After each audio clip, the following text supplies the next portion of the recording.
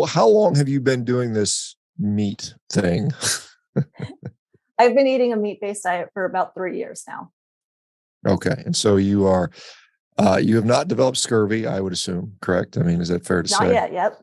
Not yet. So I'm still waiting for mine too. I mean, I was told it was going to happen, gosh, three weeks into my diet, I was told I was going to get scurvy. I'm still waiting for that to happen. And so, I don't disagree with Ken about getting your nutrient. I think you can get the nutrients we need, whether or not they make the RDA or not is I think a different argument. But, and I don't even know that, like I said, I'm somebody, I don't eat liver. I don't eat very much fish or anything like that. So it's pretty much almost just plain steak for me. And I've been doing that for years. And so I think it's even more fundamental than that. But so what have you learned? So, I mean, if you've gone through this and, either with yourself or with other people you might come in contact. I know you say you do some health coaching, so I assume you're corrupting people into eating more meat, just like I am, perhaps. So what have you learned? I would say one of the biggest things I've learned, and maybe you'll have pushback on what I'm going to say, but I find that when people move from eating a meat-heavy, protein, very satiating, nutrient-rich diet, they tend to naturally undereat. So a lot of us will say, eat until you're comfortably full. And I think that's a really good piece of advice because I don't think humans are natural born calorie calculators. I don't think humans should be, okay, so can I have 2 eggs today or only 1? And I think people should be able to follow their hunger cues. But with that being said, I find a lot of people have a lot of hormonal imbalances, or they've had so many years of a destructive diet that they have a harder time being able to listen to their body. And so they tend to naturally undereat, even women specifically too. And I myself even came to this way of eating. And I, just from my background of pretty much being in a calorie deficit my whole life, I was eating about 1,200-ish calories. Now I know calories aren't the perfect metric of what our bodies are using with the fuel, but it's just the way that the word that people use to explain food intake. So I just myself experienced in the beginning, I was cold. I was losing my hair. My menstrual cycle started becoming irregular, eating a meat-based diet. And I have so many people who come to me during one-on-one coaching calls and their thyroid's getting worse, or they're having all these negative things happening. And I don't think it's because meat's doing it to them. I just don't think they're having enough. So that's, I guess, one of the bigger things I've learned is that people tend to naturally undereat. And by all means, I think there can be seasons of doing that. But in the end, I focus more on helping people boost their metabolism so that way they can get in enough nutrients that can help their body operate and function at its best.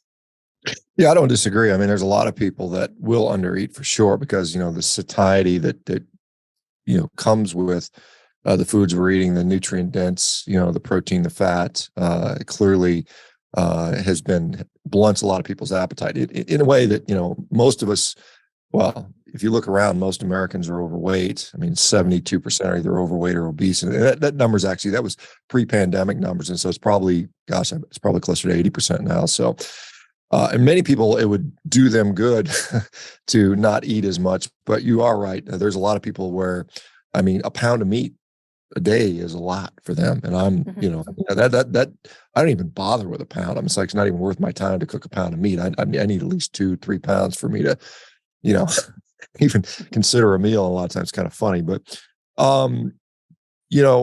when you made this transition, how did it go? And were there any sort of negatives that you had experienced? Because some people say, hey, my guts are not good, or I'm tired, or headaches or cramps, or because there's definitely some physiology going on. So what was your experience like, and how did you do it, and how did you deal with it? Absolutely. I think I'm a very unique case because I, again, wasn't intentionally saying, okay, I'm going carnivore, I'm going keto. I just slowly was like, okay, I'm not having bread this week. Okay, I'm not having Brussels sprouts. So it probably took me about 8 months to transition into it. So I didn't experience keto flu or low energy or fatigue that I know other people may experience if they just rip it off like a Band-Aid. And I think that like people like Steak and Butter Gal Bella, she ripped it off. Vegan, carnivore, next day, done. And so there definitely are people who can sustain that and make it a lifestyle forever. But I think a lot of people, in my experience, if they go from eating their standard American diet, they just need a little bit more time to buffer into it because it's a huge lifestyle shift. You can't keep hanging out with the same friends, eating ice cream, and you can't keep going to the same restaurants and ordering the same meals.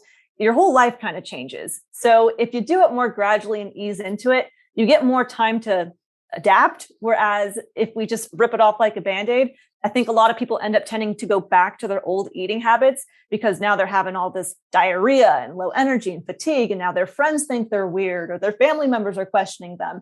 Whereas if you just gradually move into it, not only is it going to be easier on your physiology, but also on just your social life and just your lifestyle in general. Certainly some people need to transition. There's no doubt about it. I think the sicker you are, the more medications you are on. I mean, going cold turkey in those cases might be, you might be problematic. And one of the reasons we're setting up Revero is because some people really need physician oversight in many cases, or it can certainly make it better. The problem is most physicians have no clue about carnivore or even low carb diets or ketogenic diets. And so you have to be lucky to have one that's willing to work with you. That, and some are flat out against it. So you mentioned initially maybe you're under eating. What was that? 1,200 calories a day. I couldn't imagine existing on that. That's just not enough. And even though, I mean, you're smaller than I am, I'm sure, quite a bit, but still that's not very much food. So how much do you eat now versus then? And what has happened with your body weight, body count? You still look like you're fairly lean and in good shape. So, I mean, what has been the difference in caloric intake now? So I am 5'2" tall, so I'm pretty short, but I was about 110-ish pounds initially. And then now I'm 110-ish pounds and I eat 2,400 calories. So I was able to double my calorie intake without gaining any weight. It's a slow and gradual process. I didn't go from overnight going 1,200 to 24. I was just so full. I was so stuffed. Like other people who may be listening, they're like, I can't imagine increasing my calories. That would be too much. But if you do it very gradually and strategically, you can do it in a way where you're boosting metabolism, helping your hormones, and not gaining weight. Some people even may find they lose weight as their body becomes more safe and feels, okay, I can start letting go some of this adipose tissue that I was holding on to because I thought I was starving and I thought I was going to have to use that extra adipose tissue one day to not die. So yes, I am still a very small human, even though I eat, depending on the day, upwards of even sometimes 3,000 calories. And you mentioned you ran the hurdles. Is that right? Yes. Is that hard? I mean, I thought maybe a taller person would do better in the hurdles. Maybe that's a misconception. I don't know. Is that?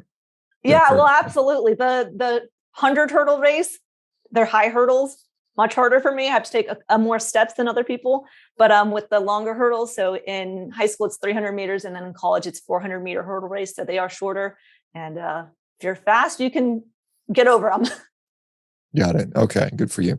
Do you still, one of the things that you said, I went from 1,200 calories to 2,400 calories. My weight is still the same. And a lot of people would say, well, that's impossible. And, when I look at it, probably increasing protein, perhaps increasing, neat non-exercise activity thermogenesis, so on and so forth, that tend to occur with higher protein amounts. What have you changed your lifestyle as well? Are you exercising more? I mean, what happened to make the difference?